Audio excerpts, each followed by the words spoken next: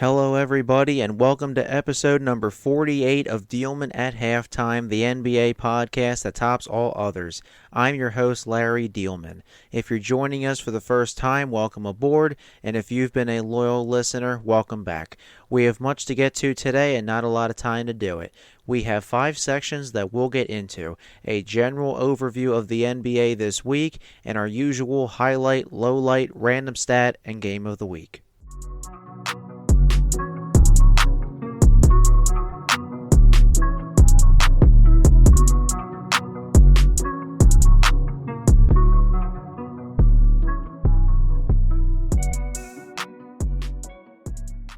Let's get to our content for the week. As the Pacific Palisades fires rage in Los Angeles, it has affected the NBA and other sports in numerous ways. Golden State Warriors head coach Steve Kerr lost his childhood home. LA Lakers head coach J.J. Redick lost his rental home, and Kawhi Leonard, who just returned to the Clippers, temporarily left the team to check with his family after they were forced to evacuate. Not only is this affecting lives, but it has an effect on games. The Hornets-Lakers game on Thursday and Spurs-Lakers on Saturday were postponed. The Hornets-Clippers game on Saturday was moved. In the NHL, the Kings-Flames game on Wednesday was postponed, and the NFL didn't take chances either. On Thursday, right before the playoffs, the Rams-Vikings wildcard game was moved to the Arizona Cardinals State Farm Stadium in Glendale.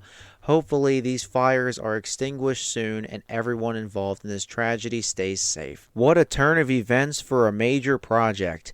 After some convincing from NBA Commissioner Adam Silver, NFL Commissioner Roger Goodell, and Comcast President Brian Roberts, the 76ers are staying in South Philly. As we've mentioned, the 76ers wanted to build a new arena near Chinatown called 76 Place at Market East. The City Council recently approved it despite many people objecting. Now the project is down the toilet. The Sixers will now partner 50-50 with Comcast Spectacor to build a new arena in South Philadelphia by 2031. It seemed like the Chinatown arena would happen. Then there were the rumors of potentially moving to Camden, New Jersey, which is right over the Delaware River from Philadelphia. Back to the drawing board it is. Lastly, it seems like a Jimmy Butler trade option has hit a road bump. As we've discussed, the Miami Heat star wants out of Miami. A possible trade option is to send him to Phoenix for Bradley Beal so Butler can team up with Devin Booker and Kevin Durant. There's one problem. Beal has a no-trade clause.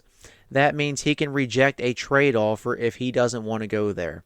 As of this point, Beal and his agent have had no talks regarding waiving the no-trade clause. As Beal said in a post-game interview the other day, he holds all of the cards if Phoenix's front office approached him about a deal.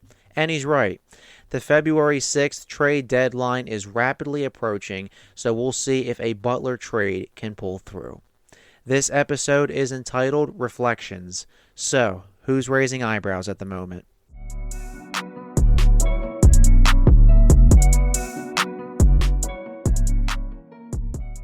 Let's go to our highlight, the Orlando Magic. Reinforcement is coming at the right time for the Orlando Magic, and that's an understatement. The Magic are 23-18 and 4th in the Eastern Conference. The good news for Orlando is that superstar Paolo Banchero returned on Friday against Milwaukee after a 34-game absence. He was dealing with a torn right oblique. Banchero dropped 34 points on 5 triples in his return. Franz Wagner is also out with a torn right oblique. Jalen Suggs is out indefinitely with a lower back strain. But Banchero's return is better than nothing. Banchero is averaging 28.4 points, about 8.5 rebounds, and 5.3 assists per game. Orlando's main focus right now is making themselves stand out in the East. Everyone is tough in the West. In the East, it's usually been top-heavy. Head coach Jamal Mosley has an array of youth at his disposal in Wagner and Suggs' absence, like Cole Anthony, Anthony Black, and rookie Tristan da Silva. While it might be hard for this young group to gain serious ground in the conference with their injuries, it'll be good for the rest of the team to get reps in. and Banchero will keep them in games. That's for sure. Their next game is on Wednesday, January 15th at 8 o'clock. They will be in Milwaukee to face the Bucks.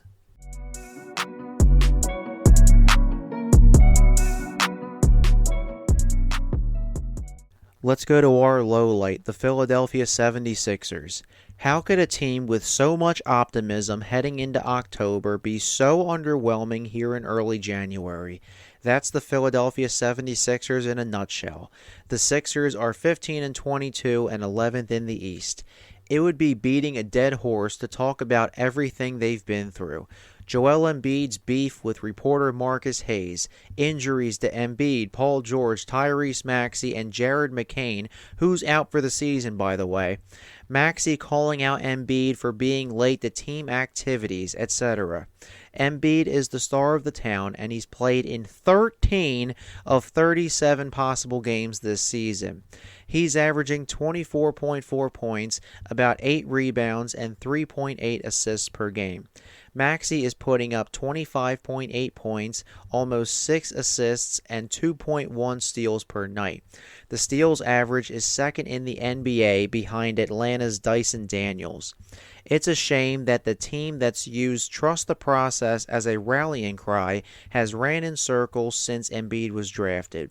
I know that fans want the head coach fired every time a team loses, but it's not Nick Nurse's fault here. The players just need to be more available and put in more effort. I was at the Sixers-Pelicans game on Friday, and oh boy. And to think I had this team as number 4 in my power rankings predictions. Their next game is tomorrow, Tuesday, January 14th at 7 o'clock. They will host the Oklahoma City Thunder.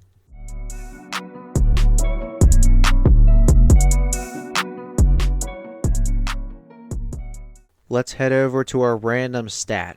Plain and simple, you can't be a great basketball player unless you play offense and defense. This might be easier for the taller ones.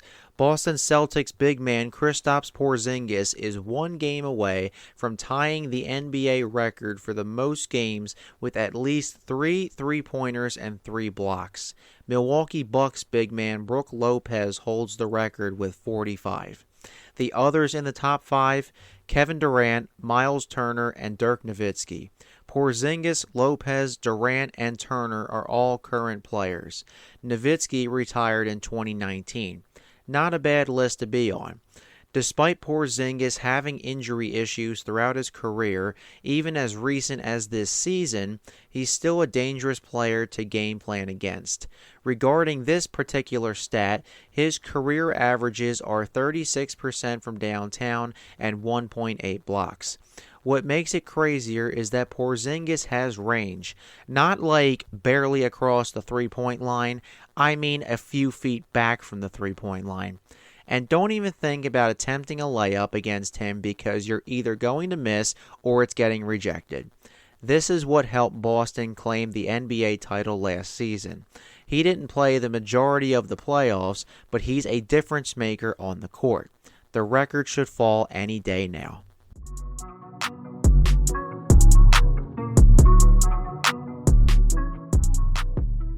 Finally, let's go to Game of the Week. For this week's Game of the Week, let's do the Houston Rockets at Denver Nuggets. This game is on Wednesday, January 15th at 9 o'clock. This should be a great battle between a young team and a championship-proven team. Houston is led by Jalen Green and Alperen Şengün. After a few down years under Steven Silas and growing under Ime Udoka, Udoka finally has this team ready to make a respectable playoff run in April. Jabari Smith is out for a while, but they'll be fine. Denver is a threat to any team. However, even though they have the NBA's best player, Nikola Jokic, the Nuggets are a top-heavy team. Head coach Mike Malone had an interesting response to a reporter's recent question of when Jokic is on the bench resting. I pray. Such confidence in your bench unit. Aaron Gordon just returned from injury and Russell Westbrook has filled in nicely. Give me the Rockets 118-113.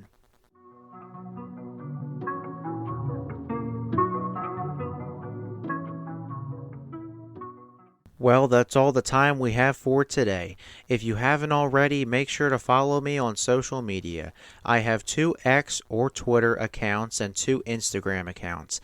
The podcast accounts are under @Diehlman_NBA for both X and Instagram. My personal X account is @LarryDiehlman18, and my personal Instagram is @Mr_Sports18. They're also in the description on Buzzsprout, Spotify, or wherever you get your podcasts. And don't forget to spread the word about Diehlman at halftime. See you next time, fellow Hoops fans.